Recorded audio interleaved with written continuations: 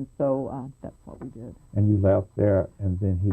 I went off with a friend after with the trip up in the air and not knowing when we were leaving. I left with a friend and went to Chicago and lived there for a while. Then at what time or month and all did he leave then to really start his trip to South America? Well, he actually left in March of '73. So there was quite some time there. Another thing that happened between then is my grandfather passed away, and my grandmother was living in Carmel, California, and she was selling her house and needed to move. She wanted to move back to Bellingham, where she had been raised.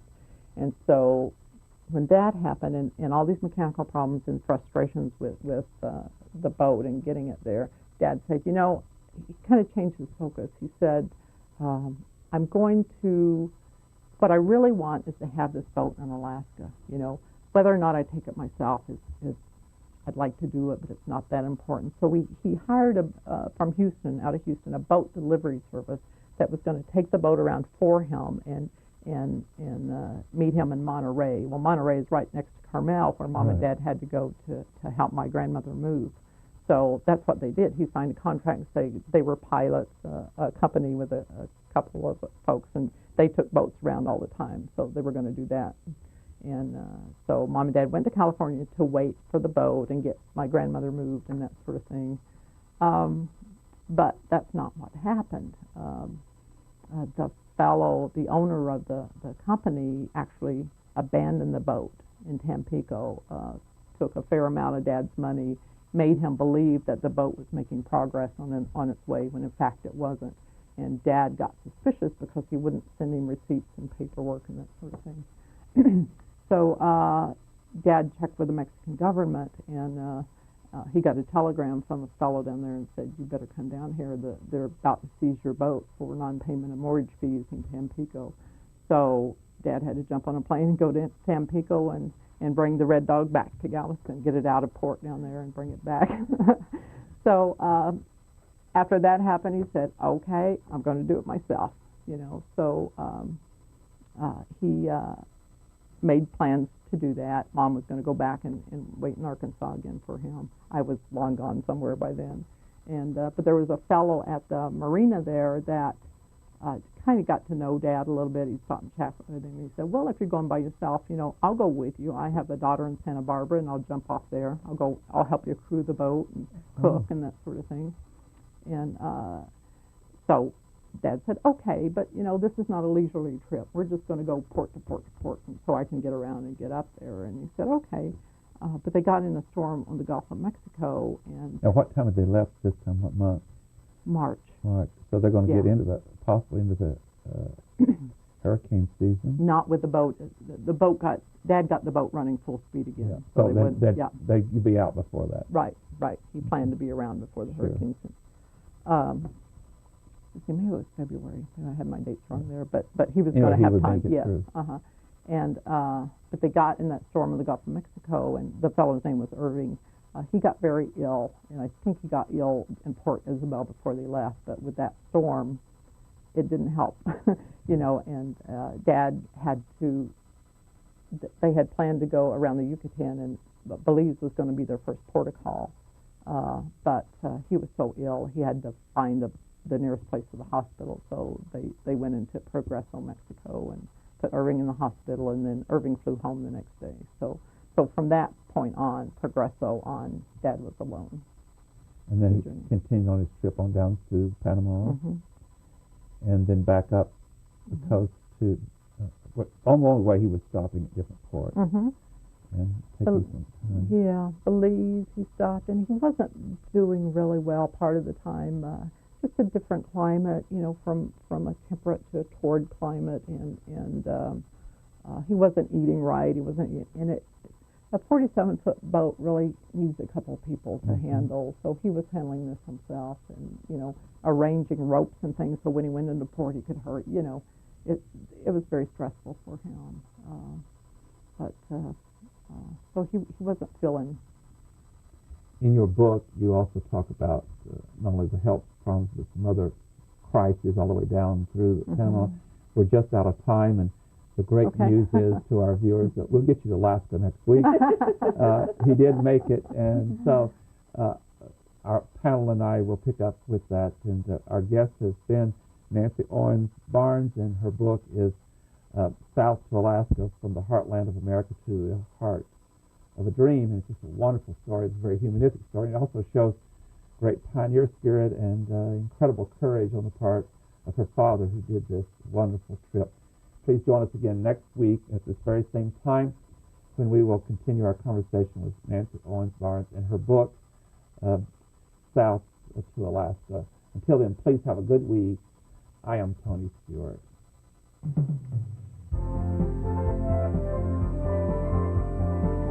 Recorded on the campus of North Idaho College, Public Forum is the longest-running in-house college production on PBS. Each episode is pre-recorded live and is an educational outreach from North Idaho College. Please join us at this same time next week for another edition of Public Forum on this public television station.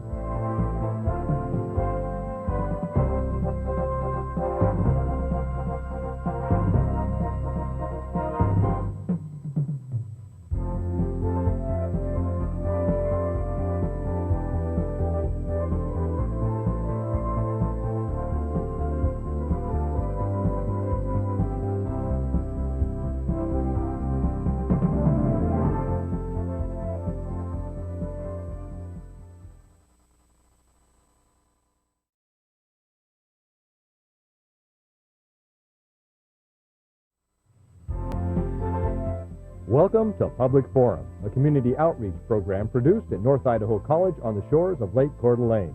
Featuring guests from around the globe addressing a wide variety of subjects, Public Forum serves to educate and enlighten.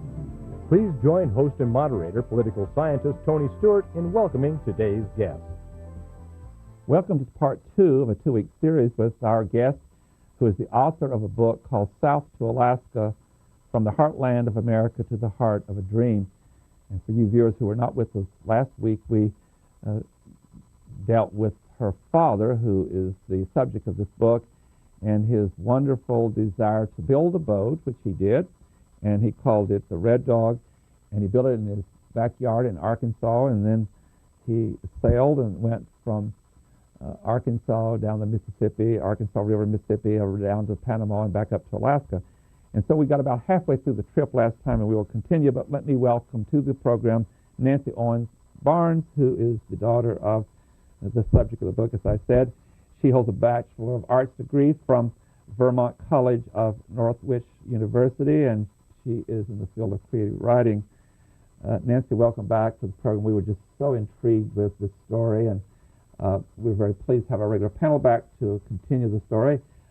Janelle Burke, who's an attorney in the state of Idaho, and next to her is Erna Reinhardt, who is Director of Public Relations at North Idaho College. And Janelle, if you'll pick up the story where we left off on the trip to Alaska. Well, Nancy, this was a great adventure for your father, and not just for your father, but for your whole family. Here you are, or here he is, actually, with this 40-foot boat, and he's definitely going south in order to get to his dream place, his dream location of Alaska.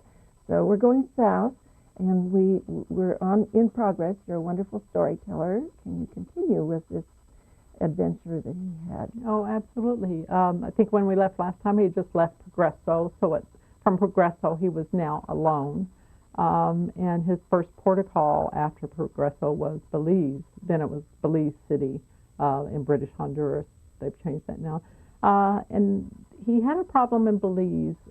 He anchored in Belize Bay because they wanted to get cleaned up before he went in to check in with Customs. Well, before he could do so, Customs came out to the Red Dog and boarded the Red Dog. And Dad had some real problems there because they were suspicious that he didn't come right into port.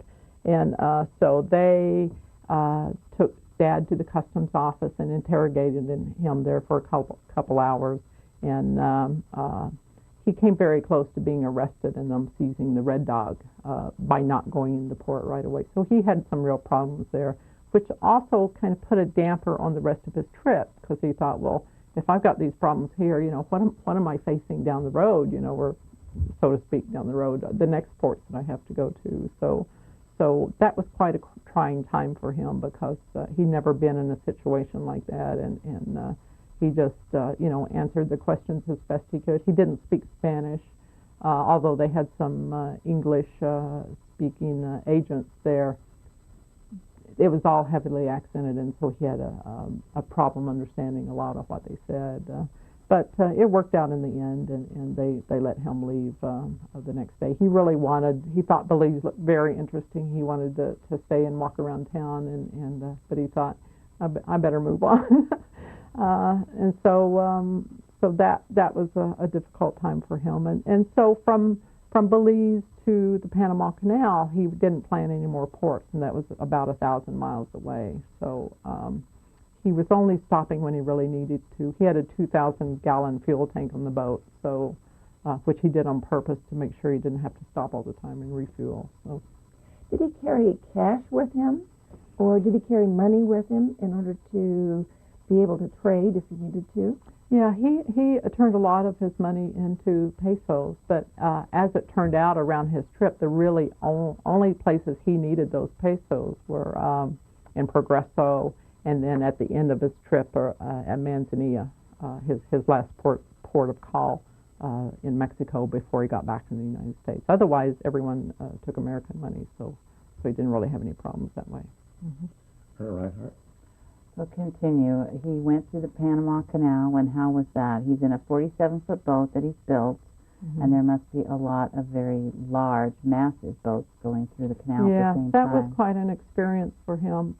And he kind of had a rough time because he wasn't feeling very well going down the Caribbean coast to Cologne. And, being on the boat by yourself and not going to shore or ever getting, rid of your sea legs, that's a long time to be on a boat, and that was kind of rough on him because it was just constant rocking and constant banging of waves on the boat. So that was kind of tough on him. And when he did reach Cologne, the first thing he did was run up his quarantine flag, which they're required to do, and a canal doctor comes out to check you out. And Dad had no records with him, and so they gave him a smallpox shot, and which of course didn't help because that made him feel bad too. But so he had to wait in Cologne in Limon Bay there for a couple of days before he was able to go through the canal. But that was he was able to call Mom from Belize, and so Cologne he was able to call her also. But Mom could tell when he got on the phone that he just didn't sound right. He just didn't sound himself, so he was feeling very ill. And he saw a boat from Seattle. They're also waiting to go through the canal, so Dad thought he might get a tow. They were a much bigger boat, and he thought, they can tow me, I can get to feeling better, and they're going to go faster and much rougher water than I'm willing to go into. And so he talked to him about that, but they ended up leaving and not letting him do that. But he had also his depth sounder also quit working, and back then, no one had GPS and that sort of thing. So, it was charts and compass, and if your depth sounder wasn't working, you just got to watch out the window for reefs, and so that really worried him. He did not want to go to the Pacific coast without the depth sounder. But anyway, after a couple of days, he was able to go through the Panama Canal, and it took him about 10 hours, I believe. And he stopped at Balboa, that's the Pacific end of the canal, and stayed there a few days, and found someone to fix the depth sounder so he could go on up the coast. And he was able to relax there a little bit, and then he headed north from there. But the thing that Dad loved about that journey from Balboa up north was once he got in the Pacific, the sea life was just incredible, much, much more than what he saw in the Caribbean. And, marlin jumping out, porpoise following the boat, and that's what he really loved about that trip was all the sea life. And he just loved watching it, birds riding along with him on the railing, all these strange-looking birds and that sort of thing. So that was the really great thing about it. And just the scenery, he just thought it was a beautiful coast, and he'd been in Oklahoma and Arkansas all his life, and this was a whole new world, a very different environment for him. That's that's the good side of the trip. And then from Balboa, he went to Punta Arenas. Costa Rica was his next port of call. Now, he had called Mom from Cologne and said, you know, I'll be in Punta Arenas in a couple weeks. I'll call you again when I get there. And then when he got to Balboa, because that was just a couple days later, he didn't call her again, but he mailed her a letter. And but it took him much longer to get to Punta Arenas because he had some engine problems and that sort of thing. And then when he got there, there were no way for him to call Mom. So he tried. He had problems getting fuel there, and he tried, but no one seemed to know what he was talking about when he said, "Well, I need to call the States. Is there anywhere I can call the States?" And everyone kind of gave him a blank stare. What do you mean? This was back in '73, you know, so the phone system was probably not real sophisticated then. And no cellular phones. Yeah. And no laptops. Yeah, exactly. He'll be a little different for him today. Then he came up the coast, and because of time, nothing he wanted to do. Sure. He came all the way up through California and all. And as the plan was, he was going to meet in the state of Washington, in Bellingham, I believe. Right. And when he made port there, that's when your mother met him. Right. So tell us, pick up there, and I'm sure she's relieved to see him and Yes, that he'd made yes. that long trip. Yes, the first thing he said to her when he pulled into Bellingham was, "Fools rush in." You know, that old song, "Fools rush in where angels never tread," or something. But that was his first words to her. It's "Fools rush in," you know, and that was the name of one of the chapters there. And so Mom boarded the boat. They stocked up and started up the Inside Passage. And Dad, from what he had been through, the water in the Inside Passage, there were a couple of places where it opened to the ocean and it got a little bit rough, but from what Dad had been through, it was nothing to him. But now Mom, you know, that really scared her when they went across Queen Charlotte Sound. I don't think Queen Charlotte Sound was too bad, but Dixon Entrance, just before they get up to Alaska, is open to the ocean, and that was pretty rough, and Mom had a real rough time with that. But they made it up, and they had a good time going up. They'd stop and take the skiff to the beach and gather firewood for their little wood stove in the boat, and they ran into someone who needed some water, so they gave them a bunch of jugs of water off their boat, but they enjoyed watching the wildlife and the sea life, and so that was a pretty good trip. And then their destination was Ketchikan. Ketchikan. And that's where they wanted to live. And so they made it there. As I promised their viewers last week that they would get there knowing the end result of the book. And they lived on the boat, which is, again, called the Red Dog, for about 3 years. And the Red Dog, by the way, was named after a well-known saloon in Juneau, the Red Dog Saloon. Well, that's where I'm they got happy that name. to inform you, I have been there. Oh, and yay. This story is great to me because I went the easy way. Over a year ago, I went to Alaska on a cruise, and when we were in those outer waters too, when they came in, we had a hard time at dinner, but nothing like your dad. So then, how long did they live in Ketchikan? 27 years. And 7 years. at the end of that, did they move back to Arkansas, or They moved to Idaho here, where our family was. where you are now? They were living on an island in Ketchikan, so they were getting to the age where it was very difficult for it, because you had to take a boat everywhere. You had to take a boat to go get your groceries, and the ocean was always tearing up the docks. So Dad was they were getting to the age that was hard for them to handle anymore. So about what age were they when they they left Alaska? 80. I think Dad was maybe 83, something like that. Now, what happened to the Red Dog? Did they sell it, or? Yes. The Red Dog was made of steel, and it was a very hard boat to maintain because of that constant rust. And it was I forget the kinds of steel, but it was the cheaper steel, and so it was very hard to maintain. So he sold that boat to a fellow in Wrangell. And the last time Dad saw it, it was setting up on dry dock getting sandblasted. So that guy had the problem now. Okay. Now, before I go back to the panel, you have the book with you, of course, and I believe there's about 3 passages you're going to read. But before we do that, I want to ask our wonderful staff to put up your website, because I know we have viewers who would like to get in touch with you, and if they'll put it up on the screen now, we'll let our viewers know. It's just simply www.southtoalaska.com, and you can be contacted through the website. Other information is there.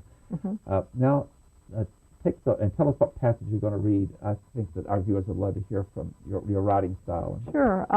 The first one, if you want me to read all through. Yes, please. The first one was when Dad was 10 years old, and his dream actually began at that point, when he was in Capitol Hill, Oklahoma. Melvin possessed an innate sense of adventure, and at Lee School in Capitol Hill in 1926, a single photograph sparked the point around which his life began to pivot. Alaska, his fourth grade teacher had said. That was the only word among the long string of others that caused 10-year-old Melvin's slouch to straighten and his dusty leather shoes to shuffle and rest flat against the wood plank floor beneath his desk. He leaned over the geography book and eyed the photograph to which his teacher had referred. His hair, black as a mine shaft, stuck out from the crown of his head, for his mother had cut it too short. He studied the black and white photo, a cabin set at the edge of the woods where snow had tucked it in with a thick comforter of white. A bundle of fur traps hung outside the door above an orderly stack of firewood.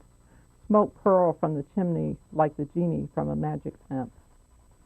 Melvin had heard relatives talk about what life would be like in Alaska, a place so far beyond their reach there was little danger they would be proven wrong. Their imaginations still stirred by stories of the Klondike gold rush less than 30 years earlier, they talked dreamily of wilderness, abundance, and independence.